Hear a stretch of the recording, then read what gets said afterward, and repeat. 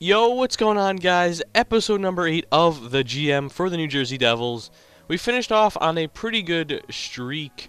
Not really our past 2 games, but our past 10, I believe, was alright. We have definitely more losses than wins, so it's not terrible. But our record is still very, very good, and I feel like maybe 11 wins, something like 11, 20, and like 6 or something. I still feel like that can get us in the playoffs because our record is, in my opinion, it's very, very good. 29, 12, and 5. So we went to the All-Star game break, and we are going to be back against the Tampa Bay Lightning. We have 3 home games in a row. We might have 4, we might have 5, we might have 16. That's a little bit unlikely, but we have 3 home games and then 4 away games. So anyway, before we move on here, there was a lot of things saying we should trade Ruutu, and I think it's time to trade Ruutu. I mean, like I said, our club's working, but if he goes down, like he's literally the highest player in our team in value. So, what I think is, we will see if we can get a.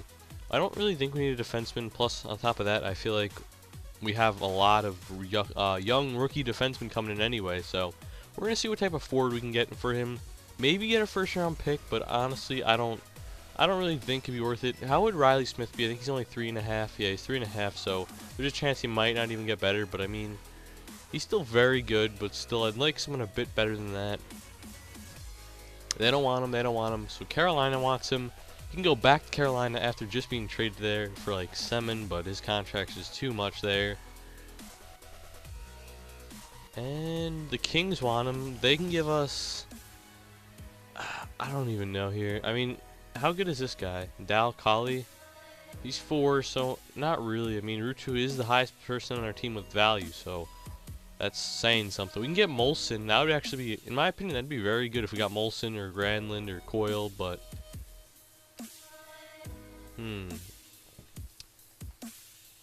I mean, we're in need of a sniper on our team.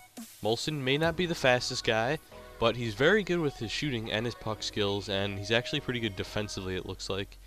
So he's kind of like a two-way sniper. That made no sense, but anyway, I mean, I never noticed his defensive stats were like that good. Like 85 defense awareness, 88 offense awareness. He's got good poise, 90 discipline. That's what I was mainly seeing before. The stick checking is pretty good. He's pretty good shot blocking. He's just not very good physical, and I'd say he's average skating wise, but I mean, this guy's only, I believe, $1 million more than Ruutu. Yeah, he's only $1 million more than Ruutu. I'd say their values are actually really close. This may even go through a loan because they want Ruutu. So what we're gonna do is we're going to actually, we would throw in nothing here, nothing here. Not our goalie, I don't think. I mean, that would be a pretty fair trade if we gave him Brodeur, and then they gave us Harding. I mean, but I gotta make this realistic, and I'm not gonna trade Brodeur. Again, he would want to go to the Wild, but I just don't think that's a very realistic trade. We would give them their third, so I'm really hoping this could work. Let's see, will Ruutu and a third for Matt Molson be a trade, and will Matt Molson be a new part of the New Jersey Devils? No, it isn't. What happens if I took back $1 million on the salary? Will Molson be a part of the New Jersey Devils now? He still will not. So, final offer to this trade, and this is all I'm doing. If we give a second, and I don't even want anything, because if we get something in the 5th or 6th round, I don't really think we'll get anything, but this will be the final offer. Ruutu, $1 million off on his salary, and a second for Matt Molson. Matt Molson, you're not a member of the New Jersey Devils, so guess put Molson's name away for right now, and we'll see if we can get anything else. Nothing. Oh, I would want Camilleri. He would be a very good fit in my opinion, but let's see. He's only at 31 points, but that's still very good. We're going to take away the second, and we are not going to take away Ruutu. We're going to take away the second with his, so the same salary right now, and we're going to see if they can throw in a second. Will Camilleri be a part of the New Jersey Devils? He will not. If I throw it into a third, will he be a part of the New Jersey Devils? He will not. Without the pick, will Camilleri be a part of the New Jersey Devils? And that answer is no. So if we take away 500,000. Will Camilleri be part of the New Jersey Devils? He will not. And for the final deal, we'll go third. If that doesn't work, we'll go second. And if that doesn't work, then we might just dump Rutu off for someone else. But we really need a first-line sniper. And will Camilleri be there for the third and Rutu? Nope. The final offer, the second and Rutu. This is it. Camilleri either here or not. I feel like the value is in our favor. By that I mean we have the higher value compared to them. And Camilleri is now a part of the Montreal Canadiens still. Wow. So we don't get our hands on either of the players who I wanted. No one really here. We were looking for mainly a sniper who could, not really, I mean, I guess just sniper. I guess that's all we really need, but I'm looking for like a younger sniper too. And I kind of want him to be developed already. Kind of want to win the cup now. We have not as many, but we have a lot of older guys on the team still. Voracek would be nice, but his value is too high. No one here really. Like I said, looking for a sniper around, preferably around 85 or over. Neil again, he wouldn't be bad, but I believe he's listed as a power forward. And I mean, he's pretty much exactly like Molson in the sense that his shooting is basically all 88s. Besides, well, he's a little bit better than Molson in his shooting. His skating is, I would say it's pretty much even as well. He's got better balance, but like everything was 85 for Molson in the skating category, and just the endurance is to an 80, and agility and acceleration are just one up. So Molson might even be a bit faster than him. And his puck skills are pretty much the same as Molson's. His physical category is a lot better than Molson's though, so do we go for James Neal? Personally, I wouldn't really want him, but we will see if this will work. We're going to drop down to a third, bump it up to $1 million, and that'll be it. Is Neal the New Jersey Devils sniper? No, he is not, and we'll go to the second, and that'll be it for Neal. Is Neal now a Devil, but this time a power forward? No, he is not. So no Neal, no Camilleri, and no Molson. Not looking too good. Not looking too good at all. Marlowe would be a pretty good part, but he is a bit too old for my likings. Schwartz, on the other hand, he may not be a sniper, but this kid will probably get to an 87. I mean, I'd say 86, like 100%. But he's not really a sniper. He's not really scoring that many goals. Looking for a sniper for the team. Sadly, it doesn't look like there's really that much. Palat, he is a 3.5, so it's not even that. It's not even like 100% guaranteed he will turn out to be anything good.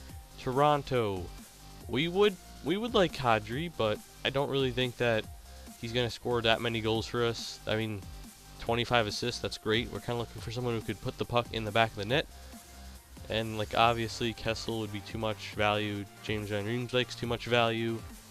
A Sedin, like I said again, under 32, preferably under 30. So being 34, he's gonna get bad in 2 years. He may even retire in 2 or 3 years. Not a very good choice, anyway, in my opinion.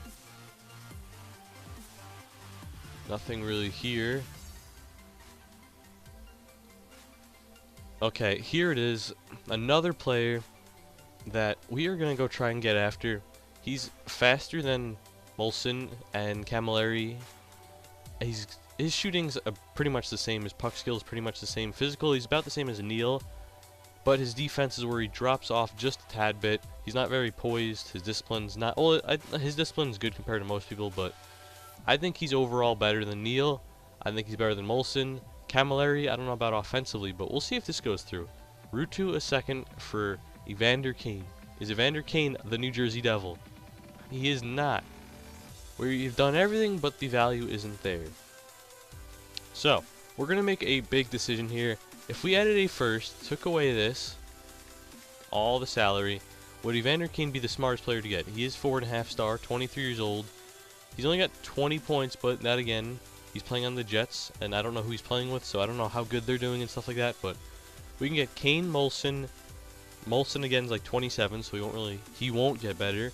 Neal is 26 or 27. I think anyway, he could be like 23, but I believe he's at least 25 or 26, so he can't really get better. Camilleri is at least 27, 28, so in my opinion, I think Camilleri is actually like 30 or 29 or 30, but in my opinion, Kane is the youngest. I feel like he has the most potential, obviously, because I think he's the only one who can get better. So Rutu and a first round pick for Evander Kane. Evander Kane, do you want to sign for the New Jersey Devils? No, he does not, and he'll be honest with me. So if I bump this to 1 million, Evander Kane is now a New Jersey Devil. Whew. Wow, that was like 85 minutes of trying to get a trade, but hey, you gotta keep it realistic. I could have traded, I mean, I didn't really want to trade a first round pick, but I felt like our team really needed that boost. Ryder is doing good, but I'm gonna guess he's not the best for his well, yeah, like I said, he's got 22 goals but only 14 assists. Most of the guys who are putting up 20 goals have 20 assists or so. I feel like Evander Kane can be that guy, so we're gonna put Evander Kane on the first line with Jaromir Jagr. Ryder will be bumped to the second line, and Brunner will be bumped to the third line. We're also gonna bump up. We're gonna leave Gianta, actually. Sorry about that. How is Gianta? Did he finally step something? No, not really, but we're gonna go a few more games right here. I'd say till the trade deadline, and before we go to the trade deadline, we are going to quickly see if we should make any moves. So we're going to quickly simulate these games. Hopefully, Evander Kane fits into the team pretty nicely. We get our first win, well, I mean, first loss, sorry, with Evander Kane in the lineup. That is his first game. He gets a loss. The second game, we do get a win. Ryder picks up a point, and by point, I mean goal. Brunner is still the plus-minus leader. Evander Kane does lead the team in penalty minutes, but I don't think he's really got any here, obviously. The third game against Montreal Canadiens, and we get a win, and Ryder picks up another goal, and that's 2 in that game. Another win, another goal for Ryder. So Ryder's still doing it on the third line, so that should be helping out our team. If our third line guy, I mean our first line guy, got moved to the third line and still putting up goals, it should help our team. And again, another win, another goal for Ryder, so we are just not a win there, and not a goal from Ryder. Obviously, we got shut out 1-0. But our team is doing very good. I believe we won like 4 out of 5 or something. And now Merrill leads, and Kane still leads the team. So let's see what happens against. Well, let's see what happens for these final few games real quick. So yeah, we have to play the Penguins twice, Columbus twice, and a few other teams to get up to the trade deadline. And I really don't think I want to make any. I mean, we just made that move for Evander Kane, and I really want that trade to actually sink in and work for our team, because that was a pretty big trade. That's probably going to be our biggest trade ever, and here's one of the biggest superstars in the upcoming NHL seasons. He's a bit old, but he's still working on it. But anyway, 35, 14, and 5. That is very good, and I definitely think we should have home ice advantage and definitely be in the playoffs. Maybe even win the President's Trophy. I mean, our record is almost a 3-to-1 ratio if we get like 4 or 5 more wins. And just kidding, now it's not even close. But anyway, that is our first loss in a while. Ryder's picked up another goal in either the Penguins loss or the Columbus win, and he could be at 30 very, very soon. Maybe even after this Red Wings game. And Ryder picked up 1, so I'm telling you, he keeps scoring on the third line now, so he must be getting at least 6 or 7 more, less minutes, I should say. Scouting assignment, well, we did trade our first, so not going to really get much. Like I said again, the only reason why I traded our first round pick was because I know this is a very, very, very good draft. Even this Clarkey guy, he'll probably go in the top like 20 or so, but I mean, where our pick would have, in my opinion, been very down. I mean, I feel like we're going to finish a top 5 team. I think this year is our year to go a few rounds in the playoffs. I don't know why I'm simming it slowly, but maybe Ryder will pick up his 30th goal somewhere around here. I want to see anyway how everyone's doing. So Jagr picked up 2 and Zajac picked up 1. Hoping Zajac has 15, hoping Jagr has 20. Jagr's got 15 and 16, and Zajac's got 12. So a bit both under, but like I said, it seems like this is a whole teamwork of effort on this team. I would really like to see Evander Kane pop in the goals or the assist leader on the team, but apparently he's just staying with the penalty minutes leader, and I didn't really pay a root 2 and a first for penalty minutes leader. So after this little quick week of 4 games, you want to call it, I'm going to look at the stats, and I'm really hoping Evander Kane has done something. There's a 6-0 win. If he didn't pick up 1 point there, then there might be a little bit of trouble going on. But anyway, we have, I believe, Evander Kane had 10 goals and 10 assists when we traded for him. Ryder picks up his 30 and 31st, so congratulations. Zajac needs 1 more for 30 assists. Can he get that before the trade deadline? Zajac cannot. But anyway, what I was saying was, Evander Kane has 10 goals and 10 assists before the before he got here. I don't know how many games he's played since he's been here, but let's take a quick look at the team standings. We are ranked 3rd, and to be honest, 1 win gets us into 1st place. So, yeah, our team is very good right now. Goals for per game, it's still not where I'd like it to be. I'd like it to be around Pittsburgh to Buffalo. In my opinion, that's the prime spot. 2.6 to 2.7 goals per game. I mean, if we're going to be Minnesota and getting 3 goals a game, well, that's pretty impressive. But being down 18th, like 15th for me is borderline. That's where you don't really want to be. But we're being here, not very good. The thing that's bright about our team, though, we are in 1st for goals against per game, sorry. And it's very, very good. I mean, 2.16 compared to the team in the last, probably at least at 3.2. They're usually around 3.2. Nope, not even 3. Wow, maybe it's because early on the season. Usually there's always a one team that always has like 3.2, but there's 2 teams that basically have 3, and that's not very usual either. But anyway, we are very good for goals against. We're playing very good defensive hockey. I'm going to guess our goalie is the reason why we are like this right now. Yet again, we do have some pretty good defensemen. Power play goals, we are top 10 for how many we have, but our percentage is very, very low. So I'd like this to be around 18 to 19% or so. Goals against, power play goals against, we are top 3, and time shorthanded, we are bottom, so it's still very good. We're top 5 for our penalty kill, which is, I'd like it to be around 85 to 87%, and we are at 80, we're almost at 86%. We're very, very good at home, and we're alright away. That's definitely not a likable away record. I don't really, not that confident with it. We're basically just 500, but our home record, we are like 400. So, and that made no sense.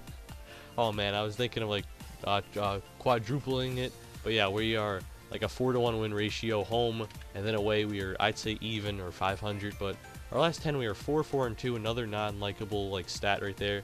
I like to be around, like, the Ducks are going at 6-3-1, so well, at least we're not going what Chicago's going. But anyway, that's not a very good stat. 4-4-2, definitely some winnable games there. We just lost to Minnesota, which is a very good team, but they're all about their goals. They're in 1st for goals and probably middle of the team for against. So we only managed to put 1 goal against that team. Not the best. So let's take a look at our centerman. We have 43 for Zajac, so that's very good. He's -1. Henrique's at 38, and he is +7. Josephson has a 9, and he's -7, so I don't really, not really sure if I'm liking this, but I guess we'll give him another year. I'm hoping Henrique gets to an 85, then Zajac will get the second line duties. Unless he actually doesn't do much on the second line, then most likely he will be traded. But I definitely want to keep both of them here.